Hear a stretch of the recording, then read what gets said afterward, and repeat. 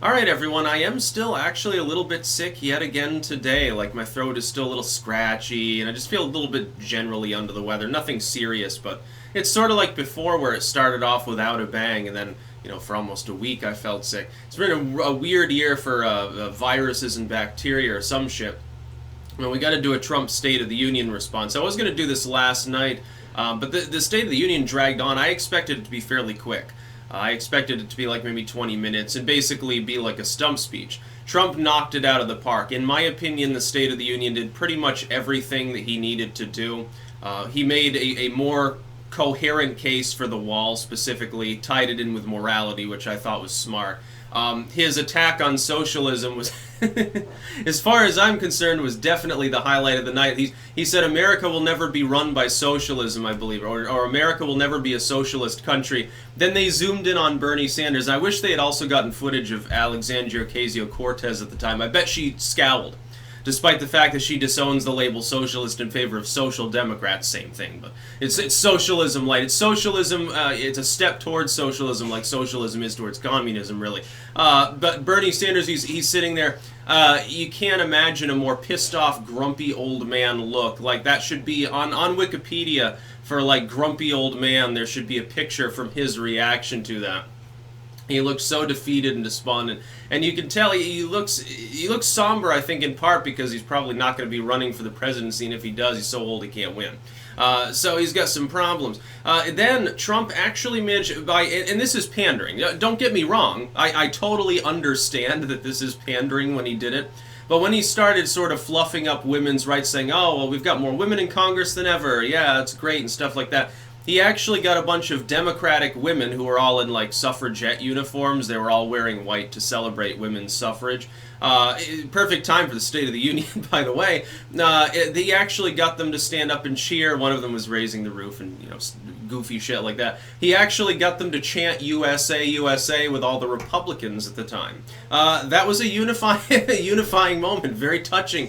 Then they did polling thereafter. And an overwhelming majority of Americans approved of what they heard of. The Democrats lost the night big time. You could tell, by the way, Nancy Pelosi, she started off so snarky with her clap that has gone viral for no real reason. All she did was clap in a certain way in Trump's direction. Somehow this is seen as being a strong, empowered maverick or something. So while she's being held up by, like, the lefties, a lot of people, even liberals, according to every single fucking poll that was conducted, liked what they heard. The Republicans and centrists all liked it. When you got 76% of the people liked what they heard, and that's a CBS fucking poll of all places, or was it 72%, and the Morning Consult had it at like 74 or something. Now normally, again, I never believe a single poll. But when there's 3 or 4 of them and they all say basically the same thing, and then I'm seeing the reaction online firsthand, even some people that are like Democrats, like, yeah, but ultimately it was an okay State of the Union. They're not going to give enough credit to say it was excellent, but they'll say it didn't piss me off too much. The one low point, and I realize I'm in the minority on this, and the Republicans were roaring with applause, was when he talked about abortion. Now here's the caveat. Again, I'm pro-choice, but my belief is that he was specifically speaking about Northam's proposal. That's the context it was in.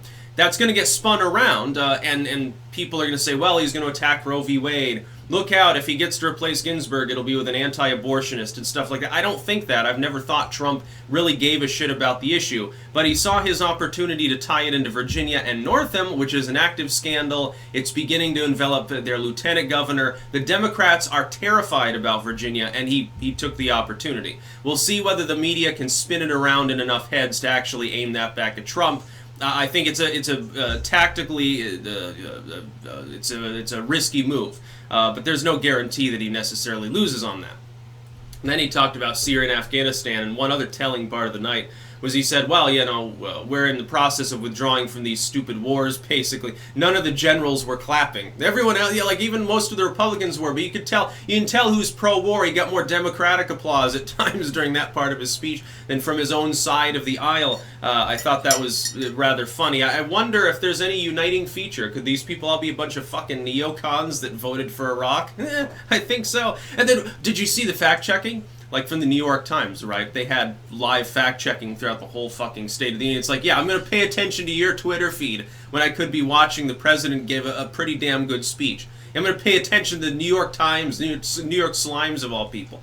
They fact-checked one thing he said about, well, we've been in the Middle East for almost 19 years, and said, that is false. It was 18 years. And I'm like, what's the fucking difference? It means the same thing. And actually, we've been in there a lot longer than 19. Have you heard of the Persian Gulf War? Have you ever heard of that? You do realize that the wars that we've had in the Middle East go back beyond the invasion of Afghanistan and Iraq. Afghanistan not technically part of the Middle East at all.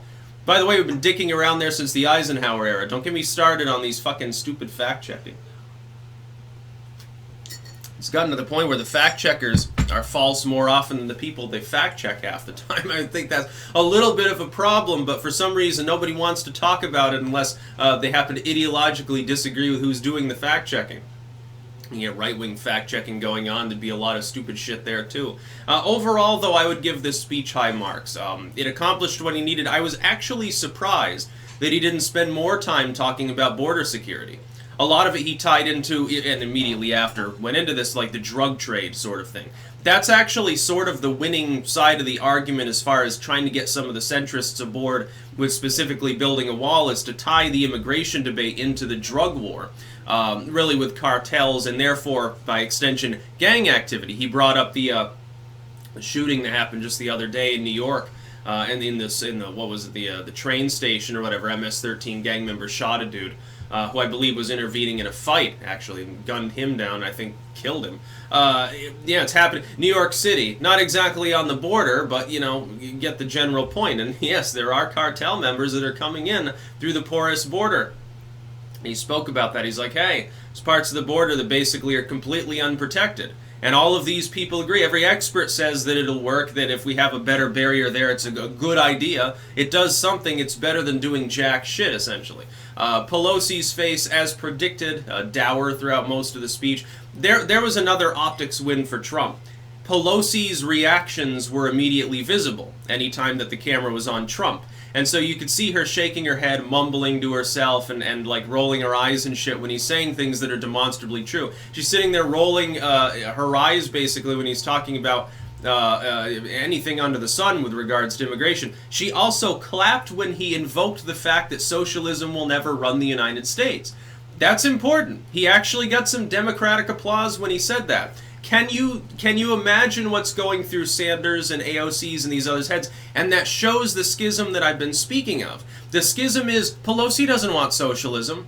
Under an actual functioning socialist system, she'd be paying through the nose. She knows that people that are on the progressive left, they're not willing to compromise, and they're actually, some of them are idealistic enough to think that you could actually govern the U.S. economy in that way. Trust me, the corporate Democrats are afraid of them. They're not afraid of like some neocon or something that's going to lower the tax rate by 0.5%. They're not afraid of that. They're afraid of populism and they're afraid of progressivism, is really what the corporatists fear. Now, progressivism, socialism really, can't work economically, but it is technically, I mean, it is a change movement. It's just would be one that would be worse than corporate neoliberalism. I prefer the populistic libertarian side myself because I'm sane, and I understand history. I've actually, studied it a little bit. I have a feeling that most of these people haven't. AOC, what did she study? Was it, probably law or something like that. It tends to be a lot of lawyers in Congress, which is a shame, really. And not public defendants. We're talking corporate lawyers and shit like that. So it's really funny. Now, Trump's SOTU was very good. And then it was funny. They were like, oh, he's breaking tradition. Melania's coming in on her own. Well, she wanted to spend more time talking to some of the special guests there, like the cancer girl. Or the veterans of World War II, and he invoked that as well. And it was funny to see some of the identitarians complain. Again, this is why your movement has problems. You don't understand political strategy. Fucking who gives a shit?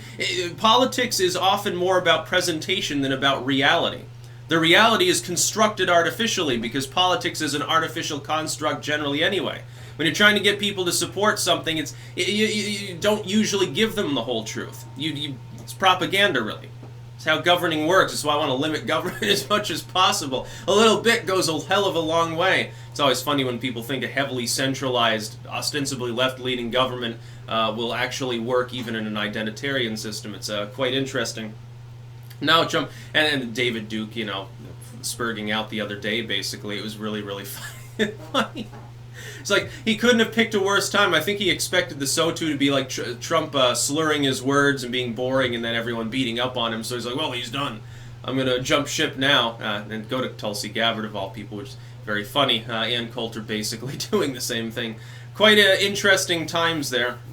Trump's State of the Union. I think that this could help him in the wall negotiations, yeah, and could help him with some of these other issues, certainly. That's about all. Peace out.